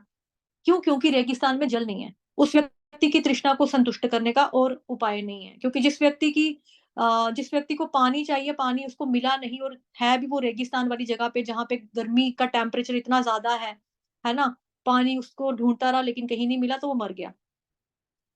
लेकिन पवित्र नाम जो है ना, वो पूर्ण संतुष्टि प्रदान करने वाला है। इसका हम ये भी है कि जैसे हम किसी को प्यास लगी हो ना अगर, या किसी को मैंगो खाने का मन है, अगर हम बोले आम आम आम आम आम आम आम आम आम आम, मेरा मुंह जो है ना आम के टेस्ट को फील नहीं कर पाएगा। अगर मेरे को बहुत प्यास लगी, मैं बोलूं पानी पानी पानी पानी पानी पानी पानी पानी पानी पानी, पानी का चिंतन भले ही कर रही हूँ, लेकिन पानी का नाम जो है ना, वो मेरी प्यास को नहीं तृप्त कर सकता, प्यास को नहीं बुझा सकता। लेकिन कृष्ण का जो नाम है ना, वो इसका अपोजिट है। किंतु, तभी यहाँ पे किंतु वर्ड लिखा है, किंतु पवित्र नाम पूर्ण संतुष्टि प्रदान करने वाला है। अगर आप कृष्ण बोल रहे हो ना, तो दैट मीन्स कृष्ण आपके पास हैं। कृष्ण का उच्चारण कर रहे हो तो कृष्ण, आप नाम ले रहे हो तो कृष्ण भी आपका सुन रहे हैं नाम, कि मेरा जो भक्त है मेरा नाम पुकार रहा है। अगर आप कृष्ण भगवान जी से हेल्प मांगते हो, कृष्ण भगवान आपकी हेल्प करते हैं, दैट मीन्स वो सुनते हैं ना, तभी तो हेल्प कर पा रहे हैं। तो उनको सुनाई देता है, भगवान जी को दिखाई देता है, भगवान जी भी हमें जानते हैं, भगवान जी को हमारे बारे में मालूम है। भगवान जी को पता है कि हम किस तरह की भक्ति करते हैं, हम अच्छी करते हैं, दिखावटी करते हैं, हम खाली भगवान जी का नाम ही रट रहे हैं, फिलहाल ट्राई कर रहे हैं, प्रयास कर रहे हैं, जैसे मर्जी कर रहे हैं, भगवान जी को सब कुछ पता है। और भगवान जी का जो नाम है वो हमें संतुष्ट करने वाला है। जब हम हरे कृष्ण महामंत्र की माला कर देते हैं ना 16, तो आपको एक संतुष्टि अनुभव होगी कि मैंने कृष्ण का नाम लिया, मैंने कृष्ण को पुकारा, मुझे अच्छा फील हो रहा है कि मेरी चैंटिंग अच्छे से हुई, मेरी माला अच्छे से हुई। तो आपका जो भगवान का नाम है ना, वो आपको संतुष्टि देने वाला है, क्योंकि नाम में और नामी में कोई अंतर नहीं है। फिर वही बात आ गई जो प्रभु जी ने कल बताई हमें, जो मैंने लेक्चर में सुनी थी, कि नाम में और नामी में कोई अंतर नहीं है, कोई फर्क नहीं है उसमें, वही चीज। तो पानी पानी पानी पानी बोलने से प्यास खत्म नहीं होगी, लेकिन कृष्ण कृष्ण कृष्ण कृष्ण बोलने से हम संतुष्ट होंगे। और यह नाम संकीर्तन जीवात्मा को कृष्ण सेवा रूपी अमृत से तृप्त कर देता है। कृष्ण की सेवा, और जो हरे कृष्ण महामंत्र का जो अर्थ है वो यही तो है, हे राधे हे कृष्ण मुझे अपनी सेवा में लगाइए। पहले राधा रानी का नाम क्यों आता है? क्योंकि वो, उनके माध्यम से हम कृष्ण तक जा सकते हैं। वो सिफारिश करती है हमारी, वो दयालु ज्यादा है। नो डाउट कि कृष्ण भगवान भी दयालु है, उनके पर नाम मंत्र में भी आता है ना, हे कृष्ण करुणा सिंधु दीन बंधु जगतपते गोपेश गोपिका कांत राधा कांत नमोस्तुते। उनके मंत्र में भी आता है, प्रणाम मंत्र में। लेकिन उनसे भी ज्यादा दयालु जो हैं, वो श्रीमती राधा रानी है। क्योंकि जैसे जब हम छोटे होते हैं तो हमें कुछ चीज चाहिए होती है, तो हम अपने पापा के पास डायरेक्ट नहीं ना जाते, हम मम्मा के पास जाते हैं। मम्मा मुझे स्कूल में पिकनिक लेके जा रहे हैं, स्कूल वाले 500 रुपया लेकर दो, पापा से बोलो मुझे 500 रुपीज जमा कराने हैं वहां पे, वो दे दो। और मेरे को खाने के लिए चिप्स भी लेकर दे देना, मेरे को चीजें भी चाहिए पिकनिक में, मुझे कपड़ा भी नया पहनना है, मुझे ड्रेस चाहिए, नहीं मुझे लेकर दे देना। हम पहले जाके मम्मी को बोलते हैं अपनी। तो मम्मा क्या करती है, पापा के पास जाकर बोलती है ऐसे ऐसे बोल रहा है, इसको पिकनिक में जाना है। तो वही चीज है। तो दयालु ज्यादा कौन होता है, घर पे भी मम्मा ही होते हैं। तो ऐसे ही अगर कृष्ण भगवान हमारे परम पिता हैं, तो राधा रानी भी जो है वो हमारी मैया है, मतलब माँ है। तो माँ जो होती है वो ज्यादा कोमल स्वभाव वाली, ज्यादा दयालु स्वभाव की होती है यूजुअली। तभी करके हम पहले राधा रानी का नाम लेते हैं कि हे राधा रानी, हमें कृष्ण से मिलाओ, हमें उनके दिल में थोड़ा सा हमारे बारे में बताओ कि भाई हम भगवान जी के भक्त हैं, हम मतलब कि उनसे मिलना चाहते हैं, हम उनकी सेवा करना चाहते हैं, हम हमें अपनी सेवा में लगाओ। तो यही चीज है। लास्ट रह गया थोड़ा सा, सर्वात्म स्नपनम परम विजयते। ठीक है। यह पवित्र नाम आत्मा को पूर्ण रूप से स्नान कराते हैं एवं समस्त प्रकार के सूक्ष्म और स्थूल दूषणों को साफ करके जीवात्मा को हर्षोन्माद में भिगो देते हैं। अब आत्मा को क्या करना है, आत्मा को स्नान कराने वाला है पवित्र आत्मा को, पवित्र नाम जो है वो आत्मा को स्नान करवाते हैं। सर्वात्म स्नपनम, स्नपनम एवं समस्त प्रकार के सूक्ष्म और स्थूल दूषणों को साफ करके, जो हम देख सकते हैं वो भी, और जो चीजें हमको दिखाई नहीं देती हैं वो भी, ऐसे वाली गंदगी को भी साफ करके जीव आत्मा को क्या करते हैं, बिल्कुल नीट एंड क्लीन बनाकर हर्षोन्माद में भिगो देते हैं। यानी कि आपको कृष्ण की भक्ति में, कृष्ण की सेवा में पूरी तरह से डुबो देते हैं, पूरी तरह से गीला कर देते हैं, पूरी तरह से भिगो देते हैं। पहले आपको साफ किया, साफ करने के बाद आपको नए तरीके से क्या किया, भगवान जी की भक्ति के रंग में फेंक दिया, वहां पे डाल दिया, या वहां पे आपके ऊपर भगवान जी का जो भक्ति का रंग है वो चढ़ गया, उसमें आपको भिगो दिया। तो महामंत्र भक्त के हृदय में सर्वोच्च आनंद की अनुभूति कराने में पूरी तरह से सक्षम है ना। चूंकि पवित्र नाम उपरोक्त 7 परिणाम प्रदान करता है, तो जैसे कि हमने पढ़ा था कि श्लोक ये जो है पहला वाला, वो 7 तरह की सिद्धियां देने वाला है। तो 7 सिद्धियां हमने पढ़ी। तो इसीलिए चूंकि पवित्र नाम उपरोक्त यानी कि ऊपर लिखे गए 7 परिणाम, 7 रिजल्ट आपको देता है, इसी वजह से परम विजयते श्री कृष्ण संकीर्तनम, परम विजयते का मतलब जो हमेशा ही, परम का मतलब सुप्रीम विजय, जो कभी भी नहीं हारेगा, कभी भी नहीं डगमगाएगा, कभी फेल नहीं होने वाली चीज है ये, कभी फेल नहीं होने वाला ये, मतलब एक हीरा है ये ऐसा, जो कभी भी फ्लॉप नहीं होगा, कभी भी फेल नहीं होगा। परम विजयते श्री कृष्ण संकीर्तनम, यह हरिनाम भौतिक अस्तित्व पर परम विजय, परम विजय प्राप्त करने वाला है, भौतिक संसार का विनाश करके जीव आत्मा को आनंद रूपी जगत में स्थापित करने वाला है। विश्वम पूर्ण सुखायते। अब देखो यहां पर भी सुखायते में सुख जो है वो छोटा हुआ है, सुखायते सुख, पूरे विश्व को